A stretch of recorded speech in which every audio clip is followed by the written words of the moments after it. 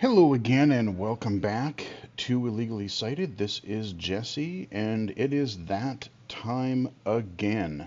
Another year has come, has gone, and it's on its way out. We are on our way to 2024. So that means we are going to take a look back at 2023 and we're going to do 4 or 5 different videos. Not exactly sure how I'm going to space them out, but I have a rough idea. And we are going to just take a look back at some of the games, some of the accessibility stuff, some of my personal highlights of the year, and so on. And this year, for a background to the video, we have a little game that I just saw on Steam not too long ago. I think it's just a couple of bucks. It is called Pixel Fireplace. And all I got to do is there's no real menu. It just says type fireplace. Okay. Type log. All right. We got a log or pixel log. Type match. All right. And let's throw another one on there. We'll type another log. And there we go. So we have some different logs. Now, I did play with this a little bit ahead of doing these videos. So you'll just hear some nice crackling fire in the background. I know some people might find that distracting, but it's like I said, it's just a game. It's ambience. At least it's not, like some people will, hey, I'm going to sit in front of my real fireplace and have a crappy quality microphone and the real fireplace would overpower. So hopefully this is a good balance, and it'll give us something to look at. And we can do other things, which I will introduce in later on in this video or future videos. So, 2023, day one. We're going to start out with some of my personal highlights. 2 different things. I'm not sure if I'm going to split them into 2 different days or if we're just going to run through them. It depends on how much I blab, I think. So, believe it or not, this year was a heck of a year for hardware. I had a lot of different things come up this year, and I've tried a lot of different things. And my first, of course, my biggest acquisition of the year is my new gaming rig. I finally, we had that travesty of, what was it, late 2021. By like March 2022, I had to get the hell rid of that HP Omen desktop that was just the less said about that, the better. You want to go back and look at some of those videos. But this time I went with a Micro Center custom PC.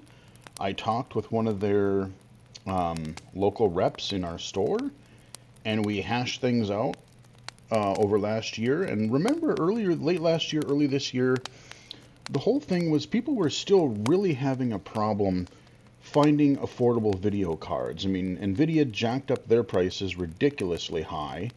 And then on top of that, the shortages were like, oh, yeah, you're going to pay 2-3 times that if you're looking at eBay or something.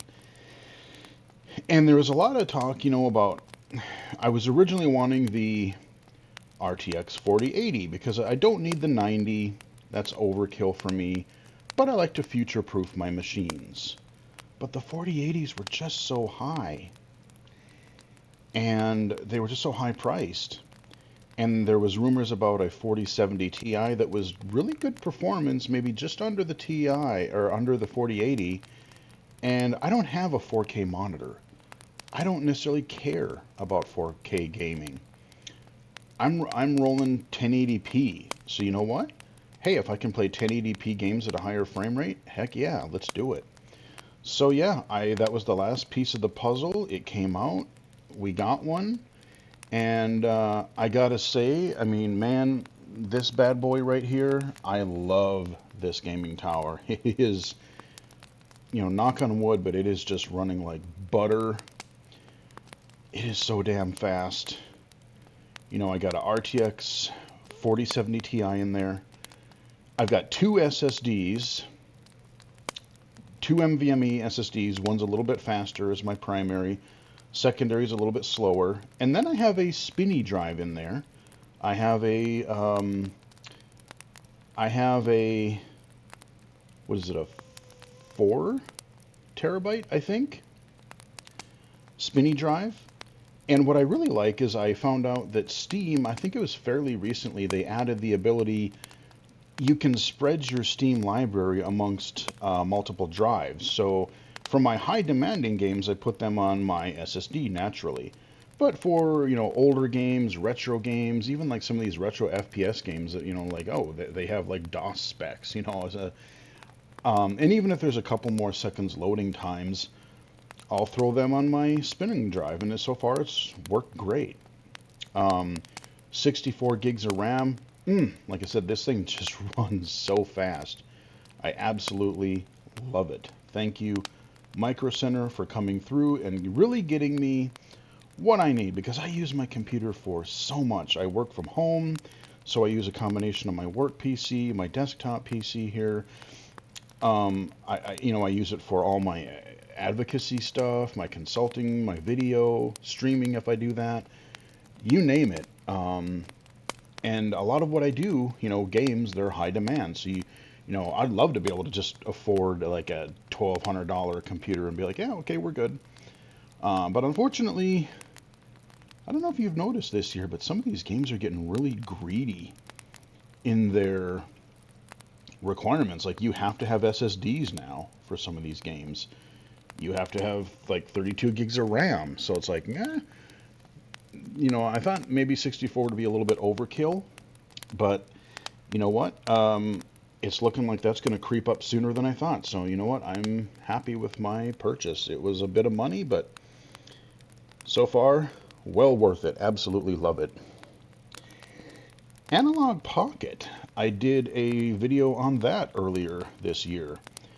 I forgot I even pre-ordered the damn thing because they had such a long wait time on it. But for anyone unfamiliar, just go check out that video. But it's basically, Analog is making these really high quality retro game consoles. They had one for the Super Nintendo, the original Nintendo. They just released one, the Duo, for the TG16, the TurboGrafx 16.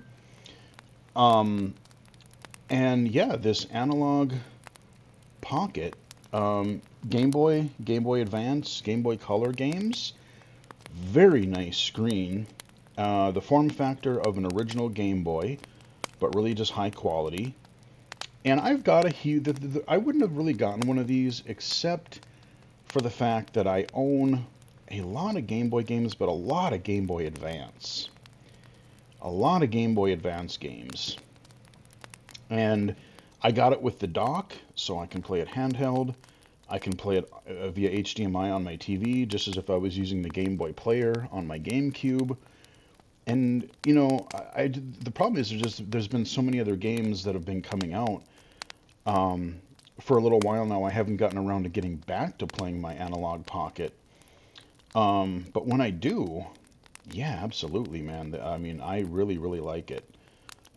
If you don't have a huge library of Game Boy games, and you're just interested in like, hey, I want to play the Zeldas, I want to play Mario Land, I want to play whatever, there are other ways to do that. They're a little bit cheaper, and you can even do emulation if you whatever. But since I had all of those cartridges, I'm like, I'll invest in that because it's a modern thing. It goes HDMI. I can play it in handheld. It's great. Haven't done a video for this yet, but I just did get the Evercade Atomic Edition.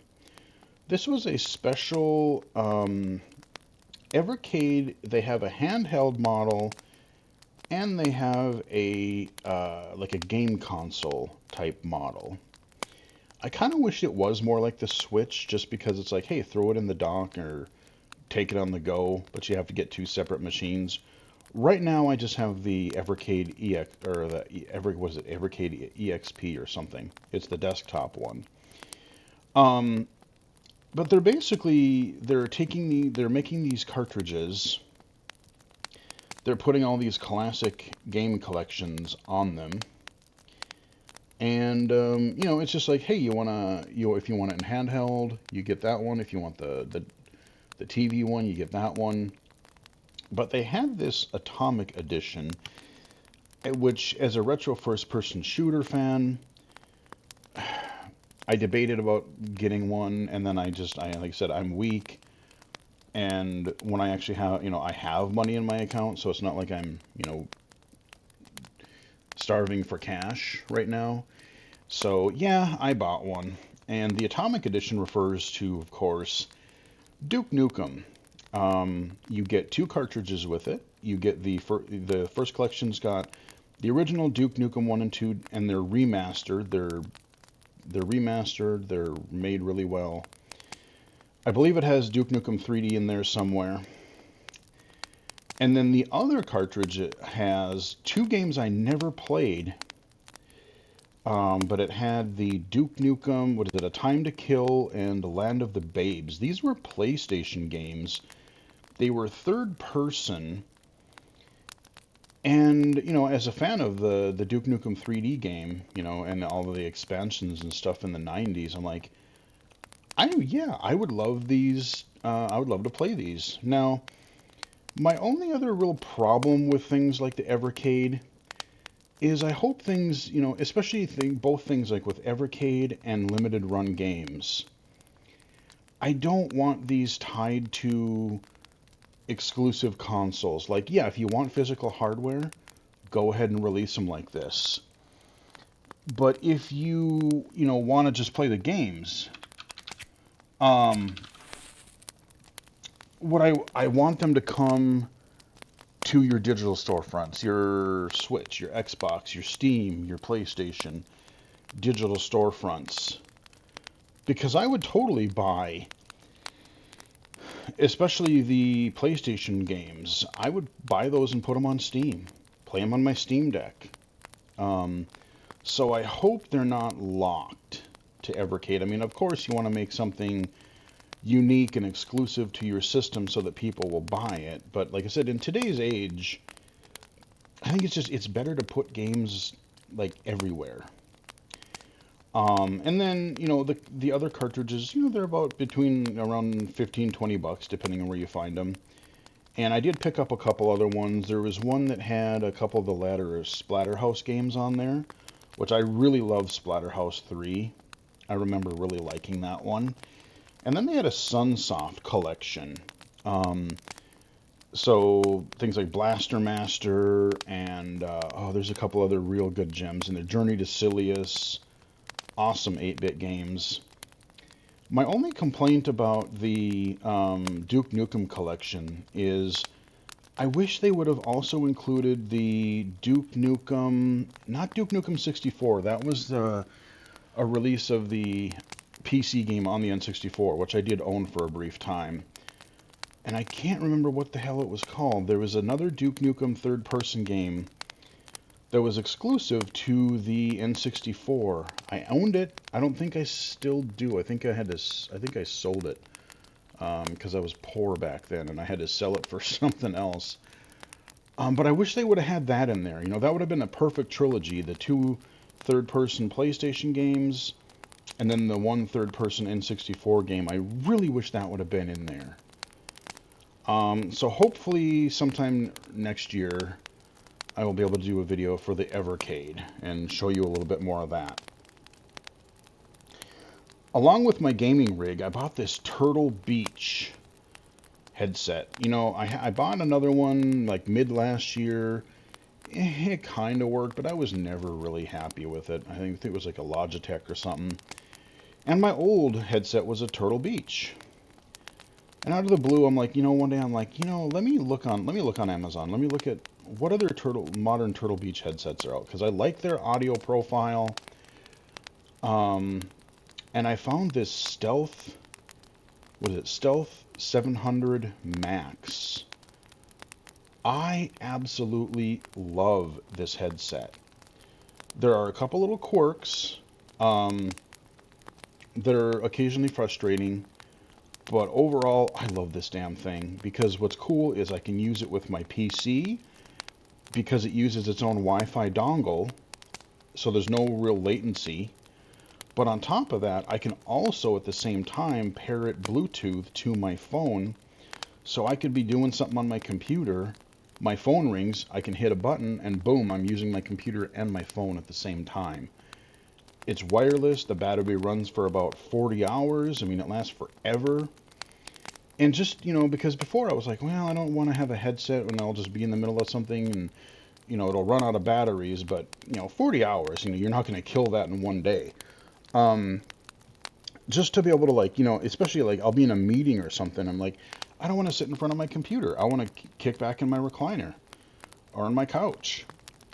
I can do that. If I need to get up and I'm listening to something or whatever, maybe I'm playing something on my computer and then I decide to just listen to something on my phone for a little bit and then go back to my computer later.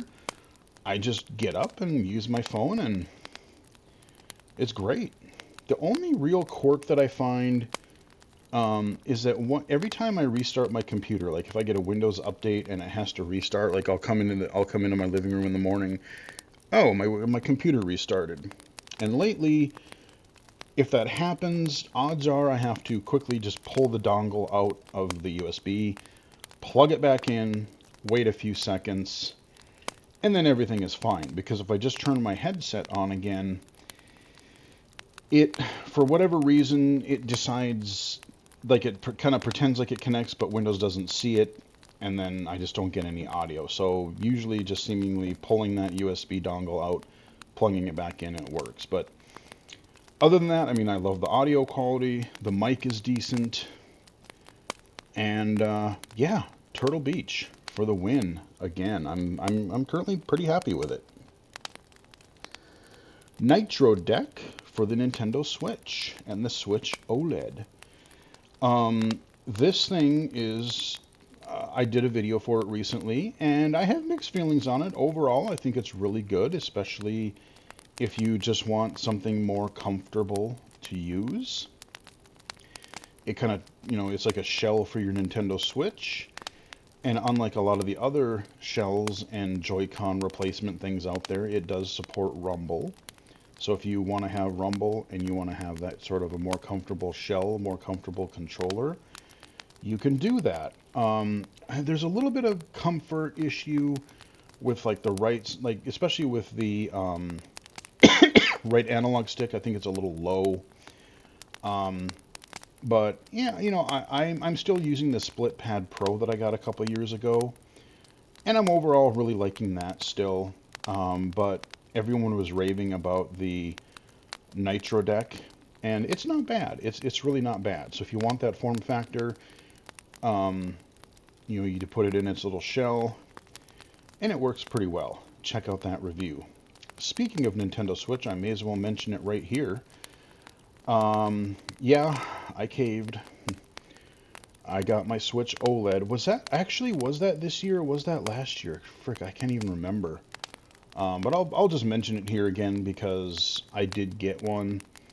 A friend of mine, he was interested, and so he got my old Nintendo Switch. The funny thing is, after he got that, he got suckered in when the new Zelda game came out earlier this year.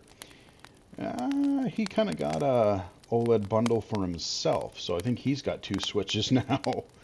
But yeah, I love OLED, especially for low vision.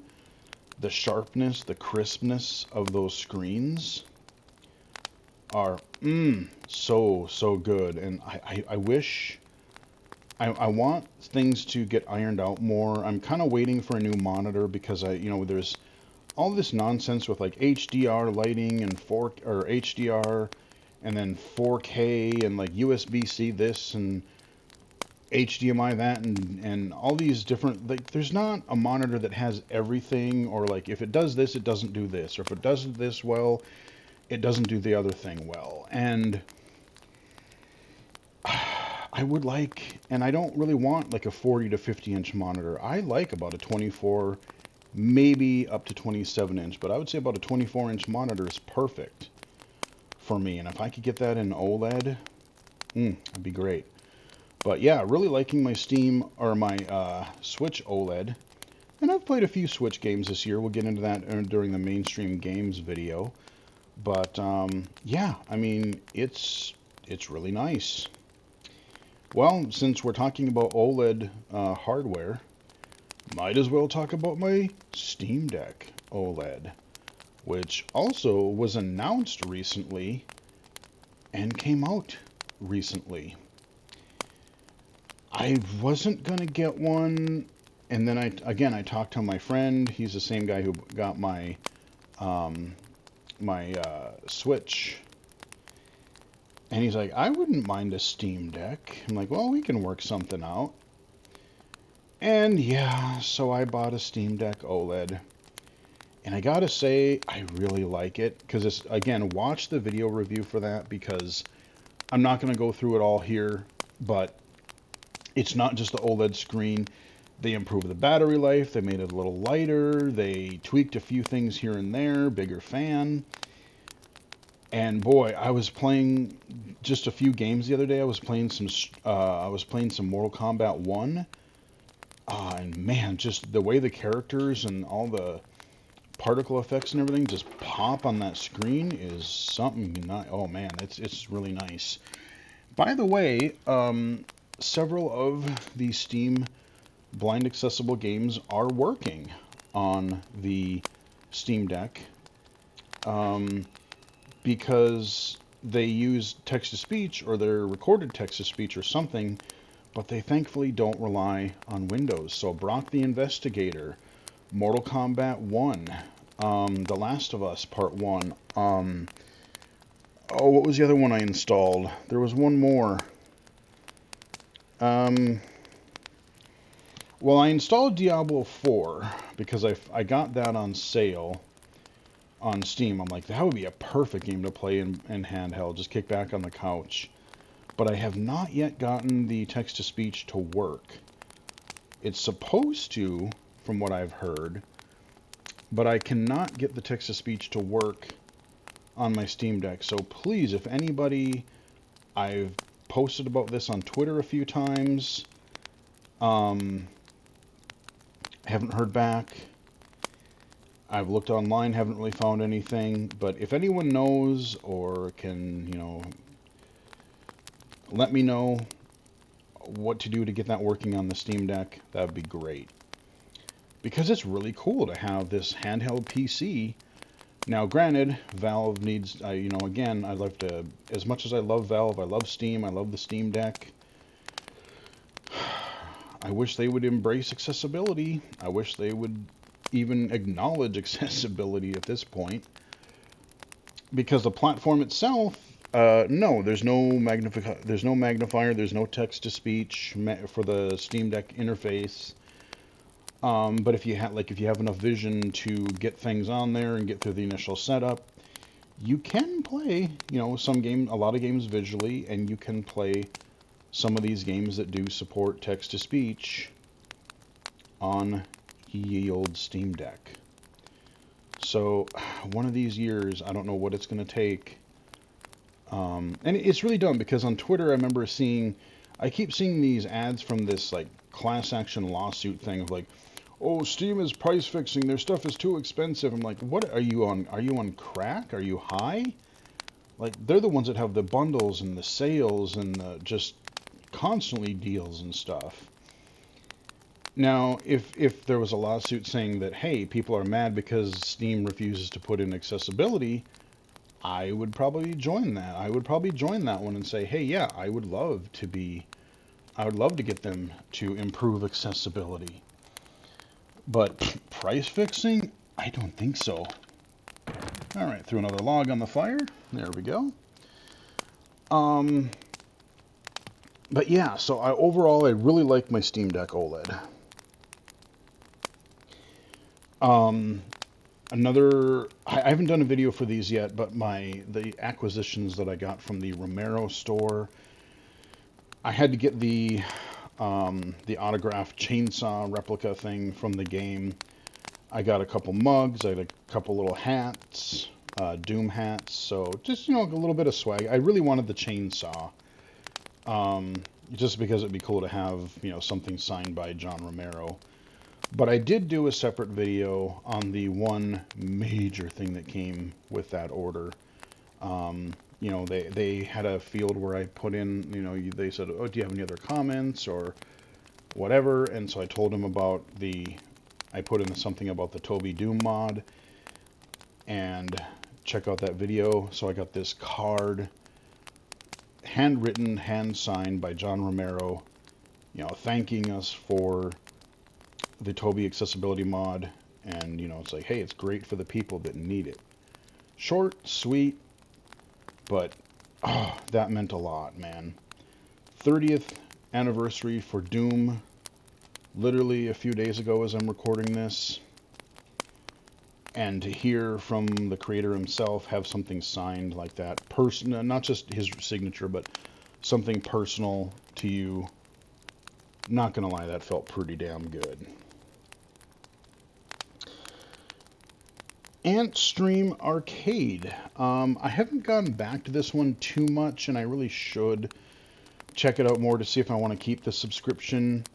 They have it on the Xbox and they have it on the PC, and no, unfortunately, the interface is not accessible. You got to have vision to use it. I did a video on it though, and it's kind of, you know, it's like another, call it like a Netflix for gaming, you know, or like a Game Pass sort of a deal. But there's all these old games from like old computers, old arcade, all these old platforms. Now they don't. The thing that I, even when I said when I made the video, the problem that I have is that they're not getting a lot of the games that I would want, and it's simply probably because of licensing hell. You know, if anything is based on a franchise, a book, a movie, a cartoon, whatever intellectual property, it's going to be harder to get those games on platforms unless we completely redo the copyright system, and companies would just quit sitting on these old franchises they don't do anything with. You know, but you get I mean, there are some gems in there, but you do get, like I said, some old consoles, old arcade stuff. I thought I did read something fairly recently. They had some of the Mortal Kombat games on there, but I think something went screwy with the licensing on those, and so I think some of them got pulled. I love the idea of Antstream Arcade, but I wish it was accessible,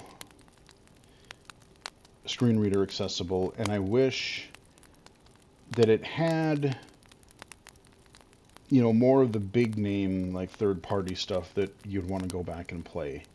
Because a lot of the stuff on there, like, I had never even heard of.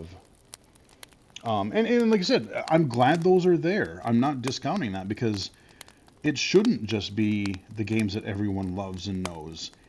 Everything should be preserved. It's like, hey, I want to play this obscure title that only me and my friends knew about back in the day, and I want to play it. Yeah, that would be great. But yeah, that's Antstream Arcade.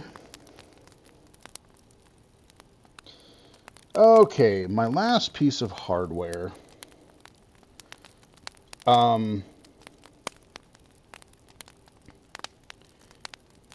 trying to figure out how to say this, because I don't know how to say the name. Kinhank, I think is what it is. A couple people recommended these to me, and I saw one on sale the other day. I have not even taken it out of the box yet. And this is kind of one of those gray area devices. Okay, probably not so gray area, but I mean, you can find just dozens of these damn things like on Amazon, or not even from that company, but they have like mini PCs, they have handheld devices, they have Game Boy like devices, they have like NES style devices, and basically what these essentially are is I wanted to try one just because I want to know, like, if these types of devices are worth anything, if they are, you know, worth people investing in, if they work the way they say they're going to. But I bought this, it's kind of like this weird little mini PC thing, And remember a few years ago, I had that Dreamcade replay, which was kind of what this is, but it's like a little mini PC thing. And the difference is the Dreamcade replay, you would go to the little search thing and you would go online and you would search for the ROMs that you would want. And it was clunky, but it worked.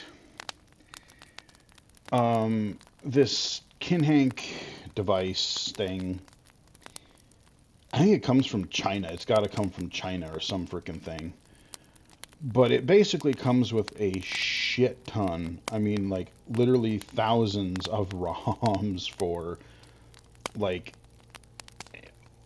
any system you can possibly think of, probably up through like Dreamcast, PlayStation, Sega, Super Nintendo, Nintendo, Game Boy, old computer stuff, arcade stuff, different generations of arcade stuff. So like your 80s arcade or your 90s arcade. I watched a video of somebody reviewing one of these things, and like I said, it had like the PlayStation 2 stuff on there, and I think it even had a copy of Burnout 3 on there. Woohoo! If that ran Burnout 3 and if I could run that again easily, yeah. So yeah, I mean, is it legal? Like, it's basically, like I said, and I tell people this is where I have to explain a little bit because, ordinarily, no, I'm not a fan of piracy. Like, especially for modern platforms, no. Especially digital storefronts, companies have made the games, available on, whether it's your gaming consoles, your PC, Game Pass, whatever. I will try to support the developers as much as I can. But you got these but then on the other hand, you've got these big companies that, like I said, they're sitting on hundreds and hundreds of games that came out on old computers, old gaming consoles, old handhelds that are in licensing or just they're not even thinking about them, so they're never going to get re-released because they're not the Zeldas, they're not the Marios, they're not your Metal Gear. And my theory is like, especially if it's harder to find the platform, if it's harder to find the games, and maybe you got these collectors that are inflating all these prices to ridiculous levels. If you can't easily get these games, and if the developers won't re-release them on modern platforms, then my theory is, you know what? If I'm all for emulation, I'm all for grabbing the ROMs wherever you can, just so that people can play them. Because, yeah, I like a lot of the new games, but, I play a lot of indies lately that are, kind of carrying on these sort of retro gaming gameplay styles. And I want to go back and play some of these more, again, they're not licensed. They're not, they're not the huge top 50 even, top 100 on a platform, but there's games that you remember playing as a kid or growing up that you love. And yeah, I don't know. So I haven't even, like I said, I have it now. I haven't even taken it really out of the box. I peeked inside a little bit, but hopefully sometime early next year I'll get a chance to look at that little device, and yeah, I'll let you know about just what is going on with at least one of these style of kind of emulation devices. Because, especially when you get to things like MAME, I tried working with MAME many years ago, and maybe it's not as bad now. But like the thing that always frustrated me is like, oh, you have to have this version of this ROM, but you have to have this version of this chipset emulator. Otherwise, they're not going to work. And just, especially with the nature of going to ROM sites and then you're getting malware and viruses and stuff. I'm like, I don't have time for that. I don't want to worry about any of that. It's like, you know what? Yeah, okay, it may be on the gray area of legality, but you know what? If I can just get an emulator device that has a whole shit ton of ROMs in it, fine. You know, um, I'm old. I don't have time to monkey with this crap all day, every day anymore. So, yeah, I'm looking forward to checking that out and seeing what that's going to be like. So, I think we are going to wrap up this video. We're going to start short. Um, we're going to do, I think we got 4 more videos. Ah, hell, no, let's do the next section, because I don't think this next section will take long. Because this video is going to be, like I said, a lot of my kind of personal highlights. So in addition to all the hardware goodies that I acquired this year, just a lot of cool stuff happened. I got my physical edition of Reload magazine, the first issue, which included the sampler, which included my article on the Tobii Accessibility Doom mod.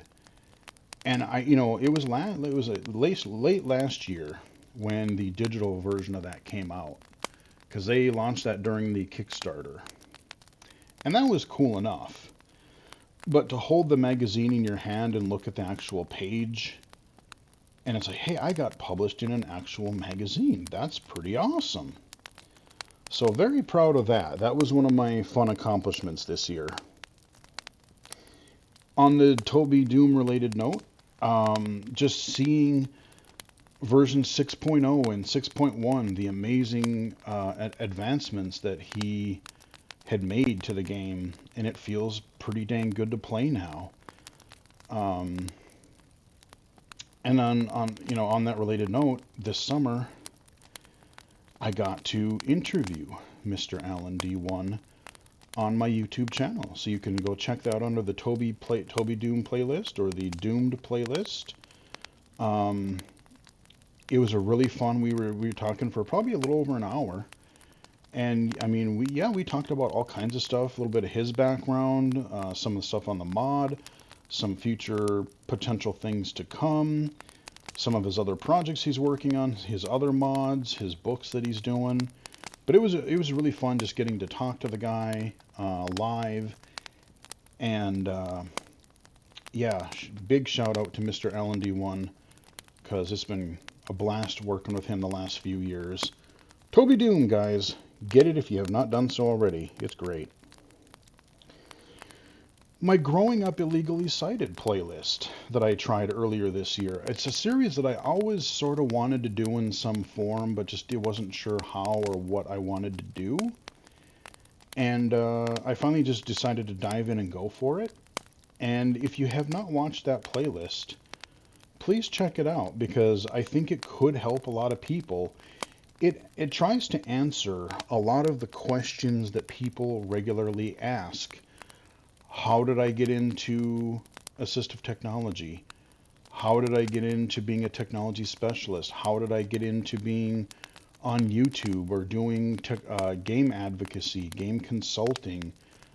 What would I recommend people do if they want to get into those types of fields? I talk a little bit about all of those things, and I talk a little bit about my background, some of my favorite gaming memories, some of my early technology memories, assistive technology memories. I talk about, grade school, high school, college, and, just how the technology has changed, what technology I used, the struggles that I had going through each. And then I was really happy with the employment video that I did.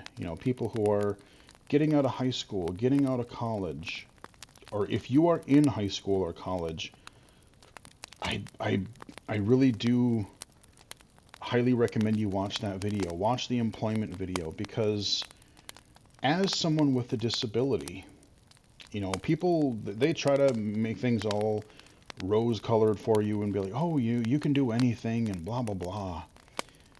Yeah, on the surface level, that's true. But the reality of it is, if you have a disability, it doesn't matter if you're blind, low vision, deaf, hard of hearing, in a wheelchair, whatever it happens to be, it's a bitch getting that first job. And you might get lucky. And if you do, congratulations, because you just avoided a very common but frustrating struggle that a lot of us have. When I got out of college, I was, ready to work. I thought I was qualified. I felt I knew what I was doing. But I literally spent 3.5 years diligently looking for work, struggling, being dirt poor. And it wasn't for lack of trying.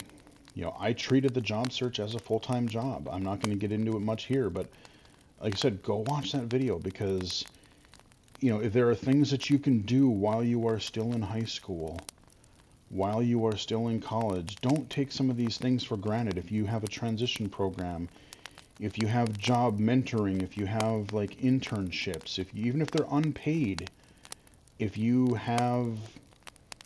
get any kind of work experience you can, build that resume because it's not fair. But the old adage, we got to work twice, 3 times as hard to be thought half as good, half as capable. We're either daredevil superhuman or we're completely incompetent buffoons because we have a disability. There doesn't seem to be that in between. And yeah, like I said, just the whole growing up illegally sighted. If I have future topics or if I get a lot of other like certain types of questions, I hope to expand on that playlist over time, but I feel like I did address a lot of the core questions that people regularly ask. And so if they do ask in the future, I'll just like, hey, you know what? I will point you to that playlist. I will point you maybe to a specific video. Because yeah, that's something I've really wanted to put in a central place. I've answered it in channel update videos before, but who knows when that was. And now I feel like I have a central place where I can, give advice, answer questions that people have, and hopefully help people with those types of questions. So the Growing Up Illegally Sighted, very proud of that. Hope you guys enjoy it. If you haven't checked it out, and I gotta say, I'm kind of disappointed that playlist those videos have not gotten the number of views that, because people follow the iOS videos, they follow the PC accessible game videos, and I thought this being tied specifically to blindness issues, disability issues, I was hoping that Growing Up Illegally Sighted, I was kind of hoping that would took off more, to be perfectly honest. So anywho, yeah, I already talked about the John Romero autograph, loot, the chainsaw, and that card. Oh, that card is just, it's something, normally I don't care about like greeting cards. I just don't care, whatever. But I have to admit, this greeting card meant a lot, and it was so cool. Check that video out. Well, since my last channel update video, may as well put it here, we just officially got confirmation, RIP E3. The Electronic Entertainment Expo is officially dead. It is officially no more. It's been in trouble for the last several years. A lot of people are going to be quick to call COVID the problem. No, it wasn't. I mean, yeah, it hastened things more for sure. But E3 was really kind of struggling to keep and find its identity for a few years before 2020, which, like, I get why it's not a thing, and it probably doesn't necessarily need to be a thing right now, at least in its form that it was. But I am kind of sad to see it go, because E3 started in, what, 95? And I didn't know about it, like, maybe the first year or two. But when I got to college and I got on the internet, I found some, I started reading these gaming websites and participating in community forums and things. And remember, I talk about this in the Growing Up Illegally Sighted series too. Um, there was a time in the late 90s, early 2000s where I worked for, it was a volunteer basis, but I worked for a good two or three different Nintendo fan websites. They reached out to me and asked if I was interested because they saw me. I had put a couple of game reviews on a personal website that I had built through one of my college classes. And when I was working for those websites, that was one of our biggest goals. Is like, man, if we can become a legitimate enough website and get a few followers, get a few viewers, readers, could we make it to E3 one year?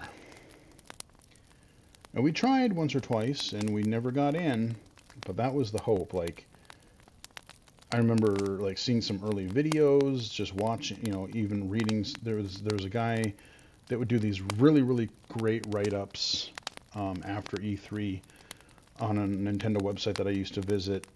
I was like, man, I really would love to go. But I was no. I mean, maybe now the way I'm kind of in the game accessibility field, and I've got this 10+ year YouTube channel thing going. I've got a niche. If something like E3 was still a thing, I might have a chance of getting in more. But back then I didn't. It was always one of those goals that I wanted to do, but just could never do it. Um, in the last few years, Nintendo really started it. They pulled out of E3.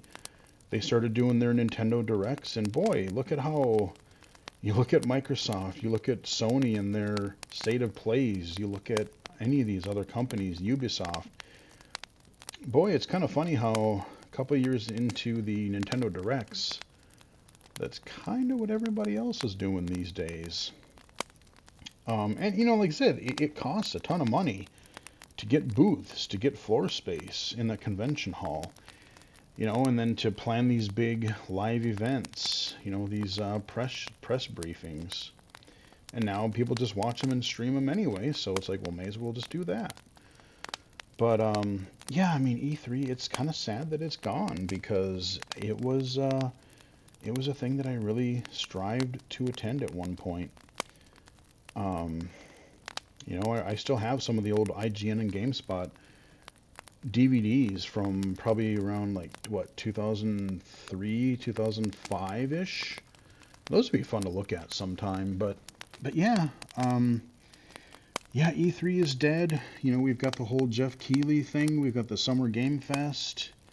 We've got some other things. We've got the Game Awards now, and I already did talk about the Game Awards in last video, or the last channel update video. But the only other thing I really want to say about the Game Awards is, okay, I get that you have to balance, you got to pay for it.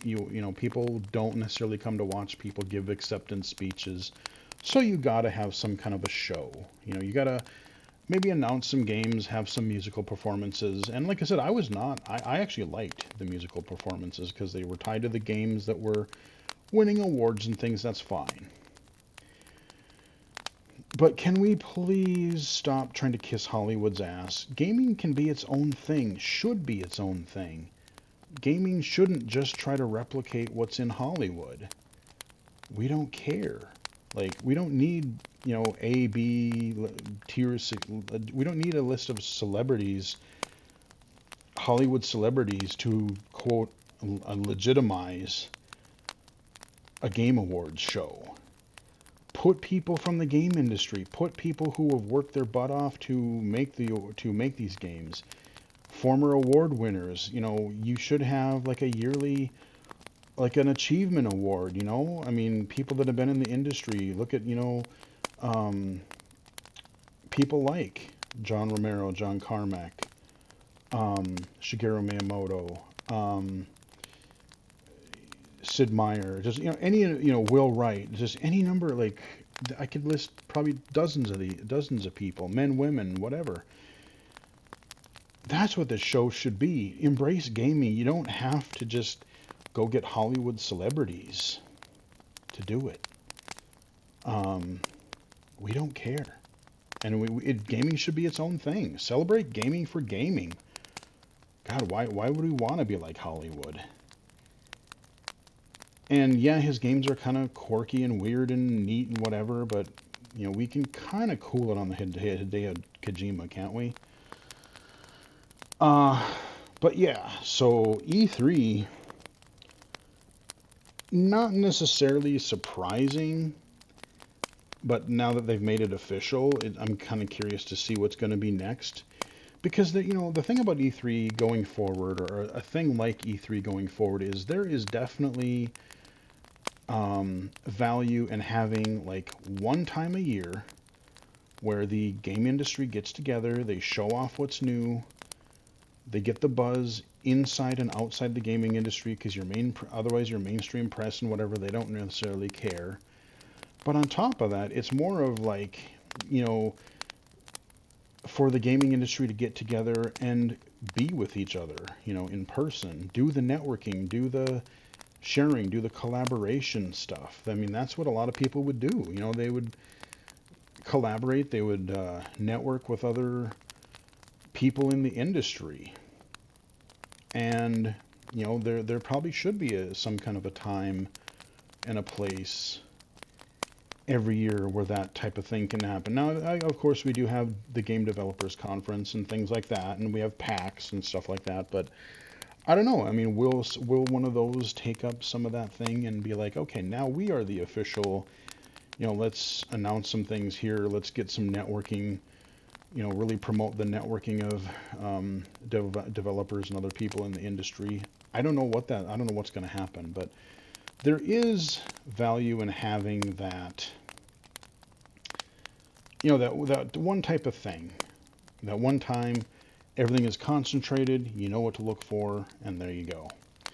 So yeah, rest in peace, E3.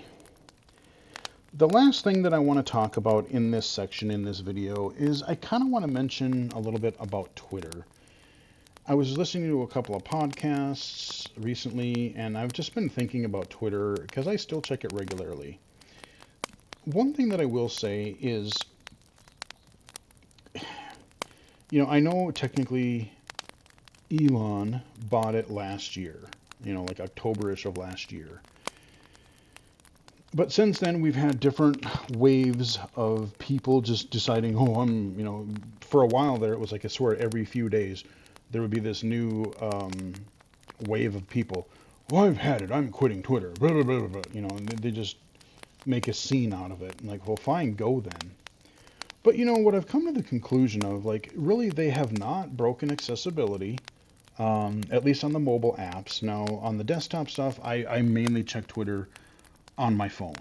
I will occasionally pull up the Twitter app on my computer, or go to X. Actually, I just go to x.com and whatever, and pull up a link or something. But most of it I do on my phone, and it works mostly fine. Like, there's a little, but to be fair, even before it became X, even before Elon took it over, there was a few little quirks to it. And, as far as, oh, we're letting these people back on, we're letting this, whatever, like, yeah, should we let them on, should we not let them on? I'm not going to get into that here, but what I will say is, even if, okay, they let Trump back on, they let whoever else back on, just because they do doesn't mean you have to engage with them. Like, I live where I live, in my city. There are plenty of nice people, there are plenty of wonderful people. There are plenty of douchebags that live in my city. Just because if somebody that I really hated moved here, I mean, unless they tried to, like, harass me individually, if there was a public figure that moved into my city, does that mean I have to leave because that person showed up? No. I lived in Florida for 3.5 years. Florida is kind of the butt of all the jokes, because, you look up any crazy news story, if it's really messed up, odds are it came from Florida. But I mean, does that mean that, I went to Florida because there was work there, and I met a lot of great people there. But just because you got all kinds of wackos there, does that mean I should move? You know, not necessarily, no. And so I mean, anything, you know, even like a social network like Twitter or whatever, it can still have the same benefit as long as it doesn't break the accessibility. Twitter's kind of been what it's always been for me. Yes, there's more ads. Yeah, I see a few more people, you know, going unhinged a little bit, but I mean, largely, I either ignore or block those types of people, and my feed is 90% disability related, gaming related, tech related. Um, it's been everything that I've been using it for since I started in 2012. You know, the main unfortunate difference is a lot of the people that I used to have, that I used to show up in my feed, don't, because they abandoned ship. So, I mean, I wish, like, I've seen a couple of, like, you know, I've seen a couple more posts from Brandon lately. I've seen a couple from um, a couple of other people, and I don't know if maybe they're just slightly coming back or they'll just post something here and there, but, like, I wish that some of the people that did leave would come back, because, I mean, like I said, just because, okay, you've got Trump, or you got, you know, again, I'm just using these public figures that people are mad about. I mean, do I like Elon? No, I think he's kind of being a big douche about everything. Um, but the Twitter service is still there. It's still accessible with my phone app. I can still access it, and I still find it a super valuable resource. I'm using it to reach out to developers. I'm using it for learning about new games, new accessibility updates, new mods, new assistive technology. I mean, all the things that I've been using it for the past decade now, I'm still using it the same way. It's just unfortunate that there's not as much people putting out that content on Twitter, because they've left. So, I mean, yeah, do I agree with a lot of what Elon is doing and the way he's running X? Absolutely not. But again, I enjoy the drama, or I ignore the, no, I don't enjoy the drama. That was a complete Freudian slip. I avoid the drama at all costs. I block people, I ignore people, and I just go about my thing, you know? I reach out to people via replies or DMs. I use it as kind of I still use it as my news feed kind of a thing, and I learn all kinds of great stuff about games and tech and accessibility and life and whatever. And, you know, so if you're watching this, and if you are blind or visually impaired or in the disability field, you know, like I said, because for a while there, that was the thing, is the disability community in general had really cultivated this really cool network.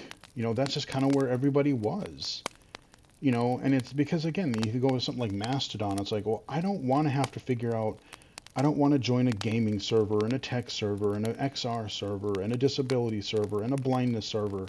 Fuck that. I mean, no, I like the open town hall or town square, just like, hey, I can talk to anyone from my neighbor to my coworker to some random dude to a head of a game company to a programmer working on something, and I can I mean, literally, I can ask, like, hey, have you thought about accessibility? Or uh, just anyone and everyone is there.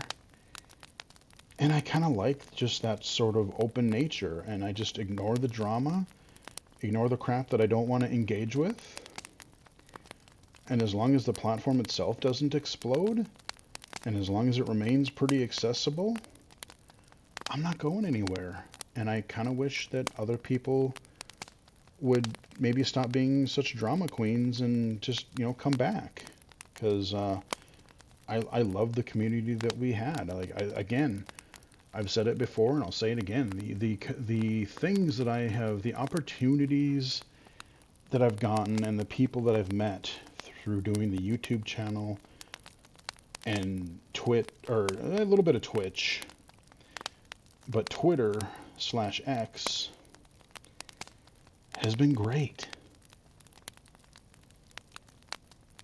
And it's because of those two platforms, Twitter and YouTube primarily, that I have a secondary career.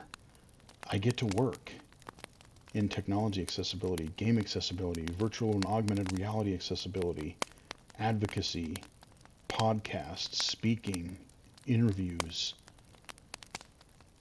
And I still connect with people doing, for my stuff, for YouTube and Twitch. So that's where I just wanted to maybe do a little mini rant to end up day one and kind of advocate for Twitter/X, because yeah, I mean, I know there's stuff about it that we hate, that we don't like, but that's anything, you could argue the same thing about Facebook, and I don't like Facebook.